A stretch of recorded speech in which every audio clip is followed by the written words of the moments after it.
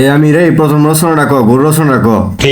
গরু রচনা। স্যার, গরু হচ্ছে আমাদের একটি গৃহপালিত প্রাণী, যা দিয়ে আমরা হাল চাষ করে থাকি। গরুর 4টি বা 1টি লেজ আছে। আর কৃষক ভাইদের কাছে আমরা একটু অনুরোধ করব, রাখালরা যেন গরু চড়াতে চড়াতে নদীর পার না নিয়ে যায়, কারণ নদীতে থাকে একটি ভয়ানক প্রাণী যার নাম কুমির। কুমিরের 4টি পা, 1টি লেজ থাকে, একটি ভয়ানক ভারী চোয়াল থাকে যা দিয়ে মানুষকে খেয়ে ফেলে। তোরে কইছি গরু রচনা কই, এনে কুমির এলে কইতে। আচ্ছা যা বাদ দে, তুই এখন বাড়ি রচনা কর। বাড়ির রচনা। অনেকগুলো ঘর নিয়ে একটি বাড়ি হয়ে থাকে। একটি বাড়িতে 10-12টি ঘর হয়ে থাকে। বাড়িতে শৌচালয় থাকে, রান্নাঘর থাকে, বাড়িতে অনেক মানুষ থাকে। তবে বাড়িওয়ালা ভাইদের কাছে আমার একটি অনুরোধ, তারা যেন নদীর পার বাড়ি না বাঁধে, কারণ নদী থেকে একটি ভয়ানক প্রাণী যার নাম কুমির। কুমিরের 4টি পা, 1টি লেজ, একটি ভয়ানক চোয়াল থাকে যা দিয়ে মানুষ খেয়ে ফেলে।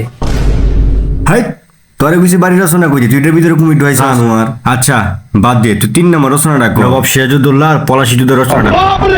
এবার বুঝবো তুই কুমির কিভাবে ঢোকাস। পলাশীর প্রান্তরে নবাব সিরাজউদ্দৌলার সাথে ইংরেজদের লটলেবের সেনাবাহিনীর সাথে যুদ্ধ ঘোষিত হয় এবং সেই যুদ্ধের দায়িত্ব নবাব সিরাজউদ্দৌলা মির্জাফর আলীকে দিয়েছিল।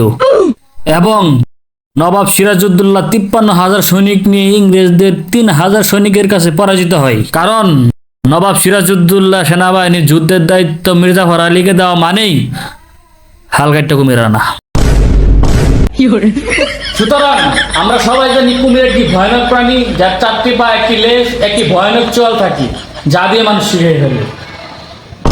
দেখছিস নি জানোয়ার এটার ভিতরে কুমির ঢুকাইছে। এই এটা কি কুমিরের রচনা রে?